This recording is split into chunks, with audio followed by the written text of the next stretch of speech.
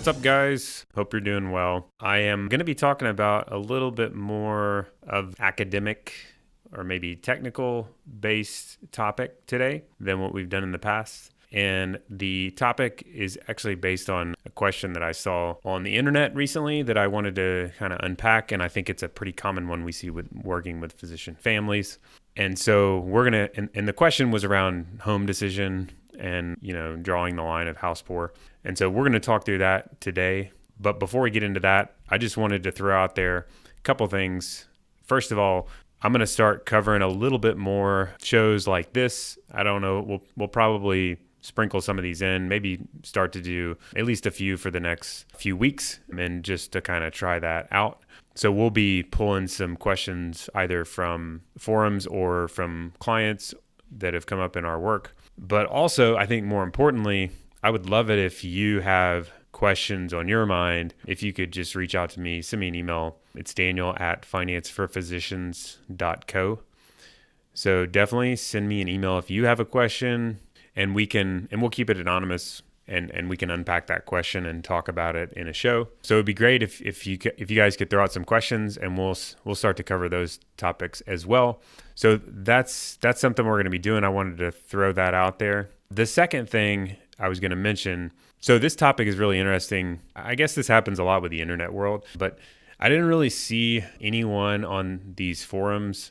There's a ton of comments, but in my view, nobody actually gave great advice, which is kind of interesting. I guess they're not all in the business of giving advice, or they're kind of giving some quick hitters, and there's not a lot of information to be able to do that, but there's a lot of bad advice for sure. And so I'll kind of talk through some of that as well. So you have to be, I think the takeaway there, at least generally speaking, is you got to be careful what you take from the internet. It's typically not the best advice, even though I think a lot of it's well-meaning. So the question, I'll link to this in the show notes. It was on Reddit. It was on the White Coat Investor Reddit. It's also, I think, in the White Coat Investor forums, but I'll paraphrase the question and link to the full forum in the show notes. But basically, it's someone in radiology that's in practice, just started in practice, and has had a big income increase, but hasn't yet gotten accustomed to that. He's married, and they live in a high cost living area, Southern California. And so his wife's family is from there. So it's kind of non-negotiable that they continue to live there. And despite the very high cost of living, real estate's super expensive in Southern California. I'm sure if any of you that live there know that. But living there is kind of non-negotiable. They're going to live there no matter what, because of family, and I think she grew up there. So financial information, they have an income. His wife's income is 130.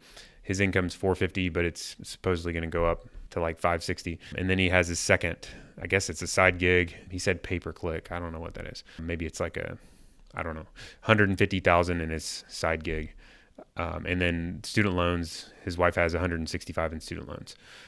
So he is throwing out this idea well, what if they were to buy, because they're going to stay in the area a long time. They plan to have a couple kids at least. So they would like to have a pretty decent sized house. And in their area, that's going to be at least, in the 1.5 million type range. And that sounds low to me, but, they live there. So we'll go with those numbers. And the interest rates are high now. I think he used 7% interest rate. And his math is that it's $10,000 a month. And that sounds kind of in the ballpark for just the mortgage. So $10,000 a month for the mortgage. And at that income level, he's is that pushing it too hard? He's referenced some rules of thumb. He talks about this 2x salary rule of thumb, which is a common one that people throw out. And so he feels like he would fall pretty close or within that rule of thumb, but it sounds like an insane amount to spend. And he's wondering if it's a wise decision to even look in that sort of price range. So the internet has lots of opinions, like always. And I think there's a ton of comments, but I think the general consensus is especially on the Reddit forum, they're what are you talking about? Of course you can afford that. And that sounds way too low. And there's a little bit of shaming going on kind of too. It's you should learn financial literacy. Somebody said you should learn financial literacy because that's insane that you would even ask this question. And then another person's this sounds more like a brag. which, I mean, I guess it could be, but that sounds like a weird way to brag. I mean, I don't, on the internet to like, I don't know, maybe people do that, but that sounds a little nuts. So basically the consensus is like, of course you can find that or for that house, you're making, your household income easily would make the math work. So I think that is bad advice, not because that they can't afford the house necessarily, but I think it's bad advice. First of all, it's like the shame is not helpful, I don't think. I mean, that's no good.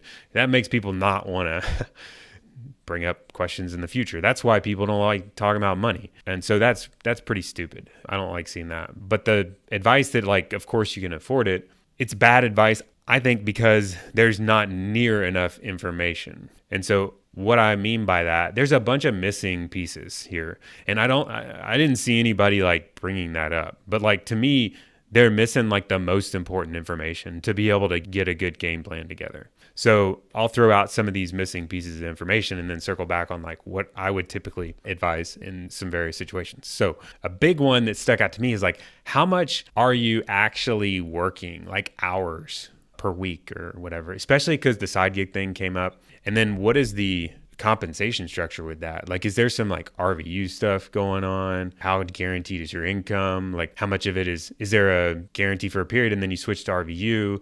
Because what I'm looking for is like, how secure is your income stream and how like committed are you with your hours?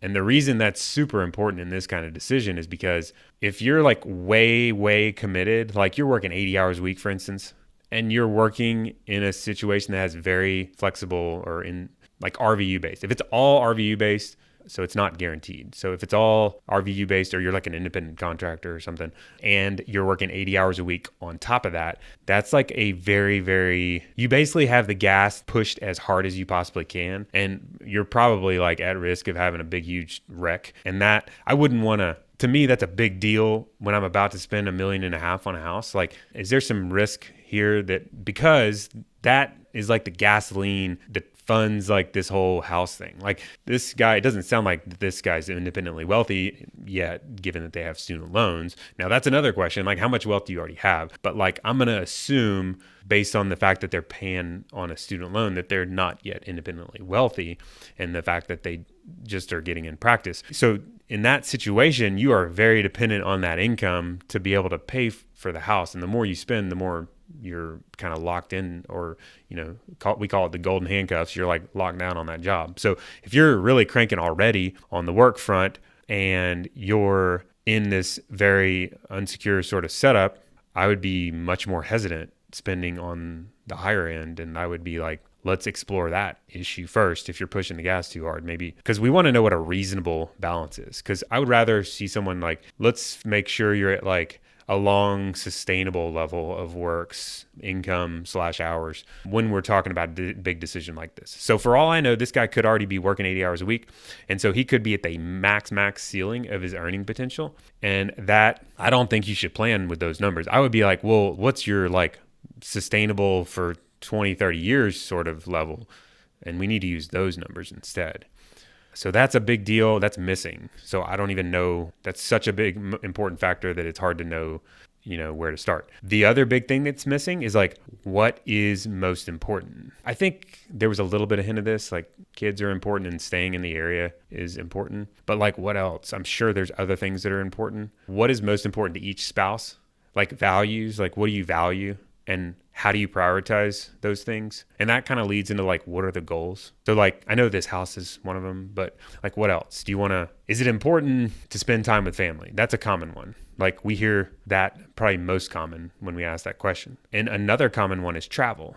A good example where this can conflict with this whole decision is like, you just told me, if I were to ask this person and they told me family is most important and then travel is most important, then I would say, well, we need to make sure like we're working that into the equation first before we decide what a good target is on the house. So for instance, family being important, usually that's like a tie into your time And so that kind of ties into the first thing I was bringing up, like about work balance. Like, let's make sure you're at that sustainable level, especially if family's important, and maybe even a little more flexible than that, so that you allow the time to spend with family because that's most important to you. Let's make sure that is accounted for. My experience is when you start having kids, this person also hasn't had kids yet. Like when you have kids when they're young, that's like the most demanding on your time away from work. And so if you're working too much now, it becomes way too much when you have kids. So it's like, especially with both spouses working, it's like, let's think about this thing you've said is most important, family, which is not directly tied to this house first, and make sure we incorporate that. Like, do we need to look at you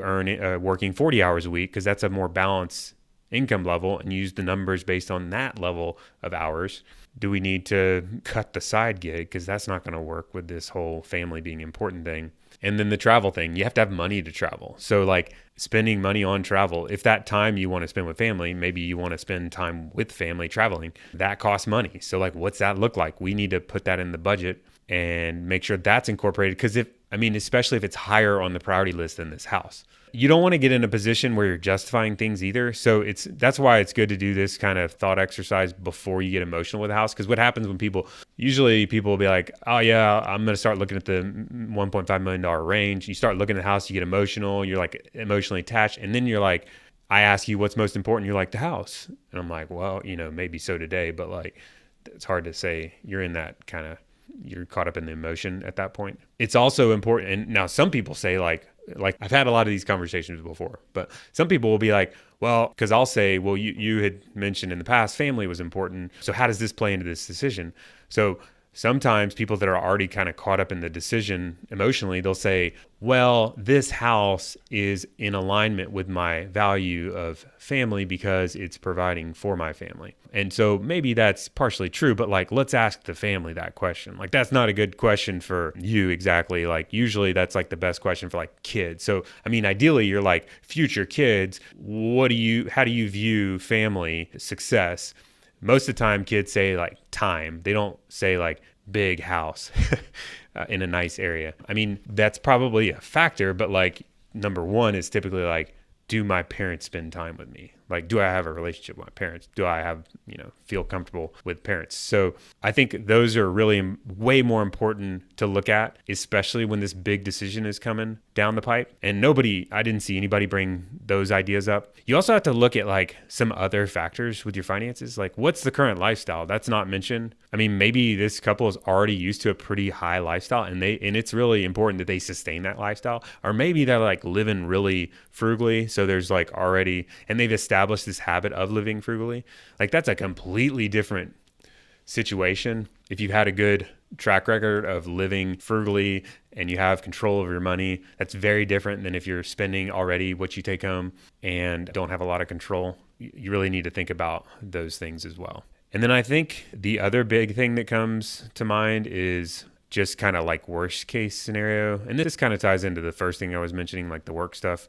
You got to think like, in good planning, you want to look at like the most likely scenario, but you also need to look at like worst case scenario, like what if everything blows up? And so I think I already hit on the work stuff. Like, let's make sure work is not too much of a commitment that's going to cause problems. But also, like, are you covered on insurances, especially like your income insurances, like disability insurance and life insurance? Because that's the same thing. We're trying to like make sure this income stream is very much protected so that you can fund this house and make it work. So making sure those are accounted for and in the budget before we start to look at the house. And then it's kind of like you back into the house. Ideally, you don't just say like, here's a rule of thumb, like I can spend 2 times my salary. Well, that has nothing to do with you. That's just a rule of thumb. Ideally, you're saying, okay, let's look at my income. Another thing, like let's look at our local taxes. Like let's look at our actual taxes in the area and let's calculate our actual take home pay, what it's going to be, because certain areas have different taxes. And let's look at the actual property tax for this house that we're going to look at. And then let's start to use that real actual estimate of take-home pay, and then start to carve out like baseline lifestyle, what's absolutely most important above and beyond the house, like saving for long-term goals like retirement or education for the kids or future children costs, and get all those things out of the way that are important that you know you want to do now or in the future. And then you back into what's left over for the house. That's the ideal way to do it. The problem with that is it's very much like not immediate gratification. It's like oftentimes that's kind of like rains on your parade. But the problem with not doing it that way is eventually, if there are other things that are more important or higher priority, they're going to come into play eventually. And you're going to be like, I feel house poor. That's what happens when you feel house poor, is when you realize there's these higher priorities that you're not able to do, and it's because of the house. But the problem is it's because you never incorporated that into your plan. That's what a financial plan is. I mean, I'm sure you've heard having a financial plan is great, but this is just like a real world example of like why a financial plan is so important. Basically, a financial plan, all it is like it's a written document, or kind of like even a thought exercise. It doesn't have to be written, but it's like a process where you go through like, let's get down like what's most important, what are my values, what is my financial position look like, let's make sure all these top priorities are accounted for, like what do we have left over, let's figure out the financial impacts of this decision, what's the all-in cost of this decision, and then let's make sure it works based on all that. So when you have a good financial plan, you've already done the numbers and the thought exercise of what's most important and how do the numbers need to work around that. And so it's not that difficult. It shouldn't be that difficult to incorporate in this house sort of decision on top of that. And then you can make it with much more confidence instead of just using like a rule of thumb or going on the internet to ask for opinions. Not that that's terrible. I mean, it's good to get opinions, but like ideally we do this the right way. All right, that's the question I wanted to cover today. We'll be covering some like this in the future. So like I said at the beginning, make sure to email me with some questions or topics you want to make sure we go through, and I would love to go through those. We'll talk to you next time.